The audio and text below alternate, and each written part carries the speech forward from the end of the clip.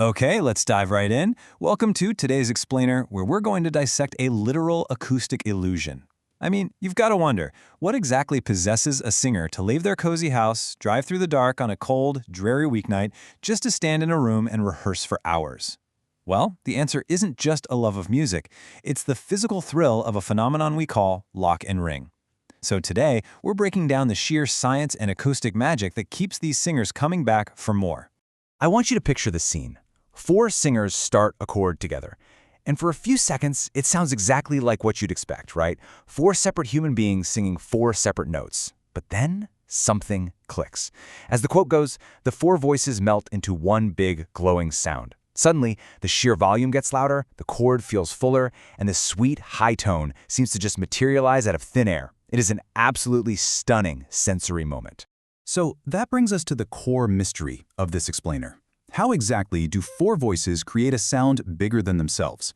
Because here's the kicker, and this is wild. Nobody is actually singing any louder. Nobody is pushing harder or forcing more air out of their lungs, yet somehow the sound expands massively in the room.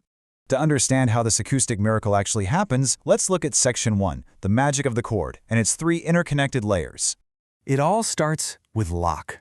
Lock is absolutely foundational. It's that exact moment when the four notes are so perfectly in tune, and the singers are shaping their vowels so identically that the sound just stops searching. It stops wobbling. It feels incredibly solid and settled, literally like a physical key sliding perfectly into a lock and turning. When a chord hits this lock, your ears can barely pick out the individual singers anymore. They become this single unified instrument.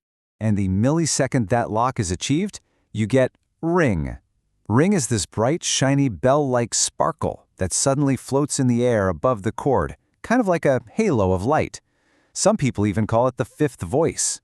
But the truly wild part about this? Nobody is actually singing that high note. No way. It's a completely unsung pitch that magically appears purely because the foundation is perfectly aligned. Which brings us to the final layer, expanded sound. This is the sheer size you feel in the room. You see, when a chord locks and that bright ring starts shining on top, the entire sonic footprint of the chord seems to bloom. It grows deeper, it grows fuller, and it physically feels larger than four human bodies should even be able to produce. It's the sensation of the chord completely outgrowing the group itself. So how is this possible? How do you get phantom high notes and a sound that defies physical limits? Well, let's move to Section 2, the secret of overtones, which explains the acoustic science behind the magic. It all comes down to a simple three-step formula. Step 1. Every single note you sing is actually a tall stack of softer, higher sounds layered on top of each other. We call these overtones. You don't usually notice them, but they're always there.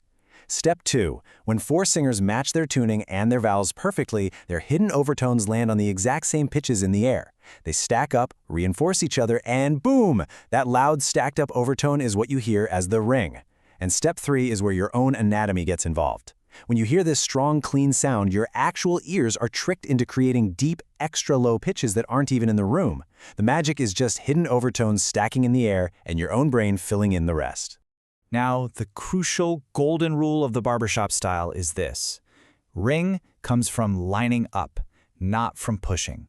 If you hear that beautiful ringing sound and you get super excited and you try to push harder to force more of it out, well, the physical tension is going to ruin your alignment, the overtones will stop matching, and the magic completely slips away.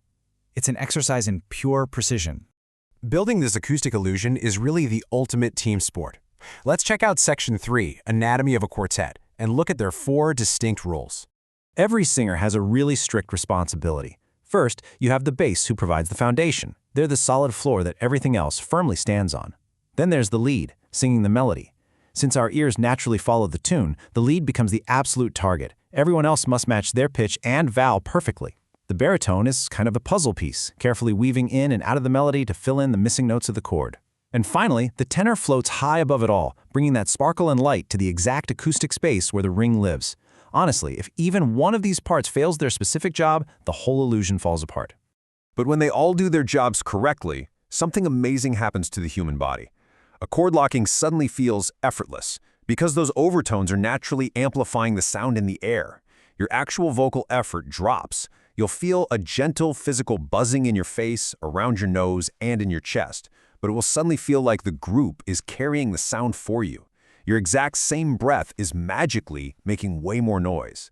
Knowing what the magic feels like is great, but how do singers actually achieve it in real time? Let's get into Section 4, finding the perfect lock, and how to troubleshoot chords. When you're singing, you'll often run into what we call the almost feeling. Maybe you hear a slow wobble, or two notes gently fighting each other. Or maybe one person's voice is sticking out, or everyone feels like they're pushing and straining.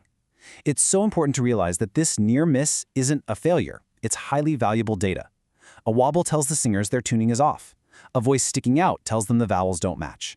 They use these clues to transition to the fully locked feeling, where the sound becomes calm, effortless, buzzy, and just totally melted together. Now, you might think they'd just fix their tuning by matching a piano, right? Actually, no.